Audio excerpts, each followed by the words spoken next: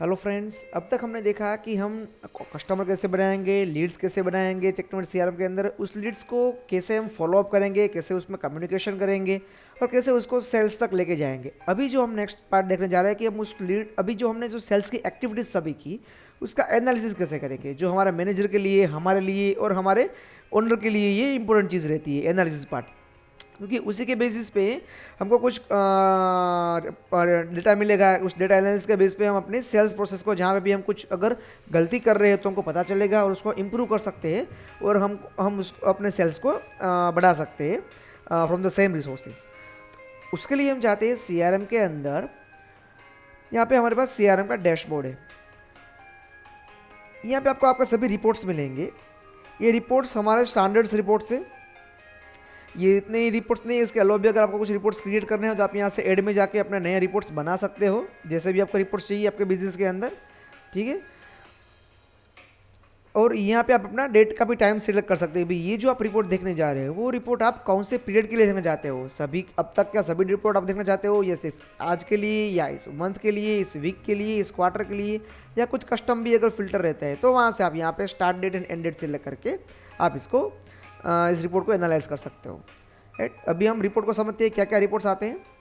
तो फर्स्ट है भी इस पर्टिकुलर पीरियड में, जैसे अगर मैंने यहाँ पे इस मंथ किया, दिस मंथ, तो इस मंथ में या आज के दिन में कितनी इंक्वायरी जनरेट हुई है, उसमें से अभी एक्टिव इंक्वायरी कितनी है और लोस्ट कितनी हो चुकी है, और कितना एक्सपेक्टेड रेवेन्यू है मेरे पास अभी इस पर्टिकुलर पीरियड के अंदर जो लीड्स जनरेट हुई उसका टोटल एक्सपेक्टेड रेवेन्यू कितना है, और जो भी मैंने लीड लोस्ट की और वोन की उसका रेशियो क्या था, विन टू लॉस रेशियो।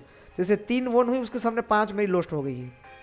उसके बाद कौन कौन से सोर्सेज से आपकी इंक्वायरी जनरेट हुई है, जैसे यहाँ पे मुझे दिख रही है कि मेरी 4 इंक्वायरी फेसबुक से जनरेट हुई है, 2 इंक्वायरी जस्ट डायल से जनरेट हुई है और 20 इंक्वायरी मेरी वेबसाइट से जनरेट हुई है।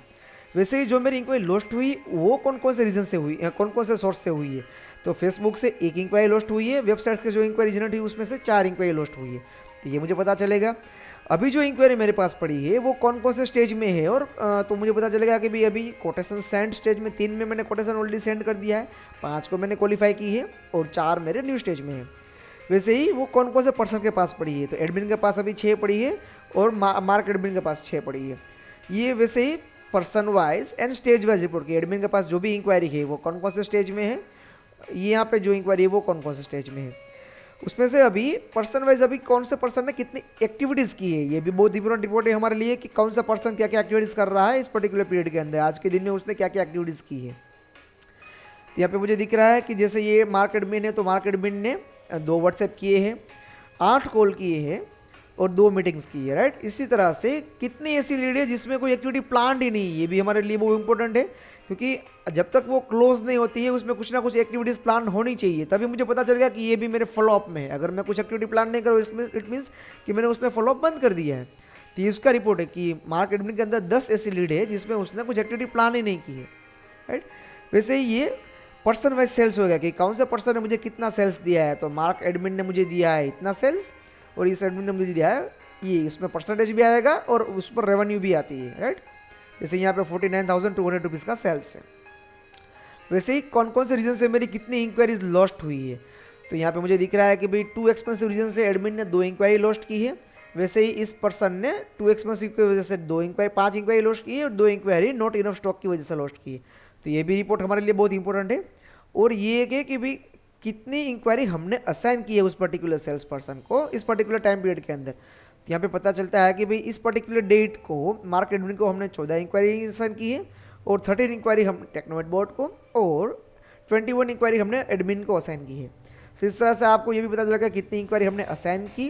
तो अगर एक सिनेरियो लेते हैं कि अगर आपको जब शाम को देखना है पूरा एनालिसिस आज के लिए, तो यहाँ पे मैं डेट फिल्टर कर दूंगा टुडे, और उसके बाद आप देख सकते हो कि आज के दिन में टोटल कितनी इंक्वायरी जनरेट हुई, कितनी इंक्वायरी है, उसमें से एक्टिव कितनी है, लॉस कितनी हो गई है, उसका कितना रेवेन्यू है, और जो भी लॉस्ट हुई उसका विन टू लॉस रेशियो क्या था, कौन कौन से सोर्स से कितनी इंक्वायरी जनरेट हुई है और उसमें से कौन कौन से सोर्स से कितनी लॉस्ट हो गई है, अभी वो इंक्वायरी कौन कौन से स्टेज में पड़ी है, कौन से पर्सन के पास है, और उसमें से उसने क्या क्या आज के लिए एक्टिविटीज़ की, कौन सा पर्सन ने आज के लिए कितनी एक्टिविटीज़ की और किस में उसने एक्टिविटी नहीं की है, और उसने कितना सेल्स जनरेट किया आज के दिन में कौन सा पर्सन ने, और कितनी लॉस्ट की और कौन कौन से रीजन से लॉस्ट की। तो ये पूरा आज का रिपोर्ट आपको डे एंड में विद इन 2 मिनट्स आप पूरा एनालिसिस कर सकते हो यहाँ पे आके, राइट।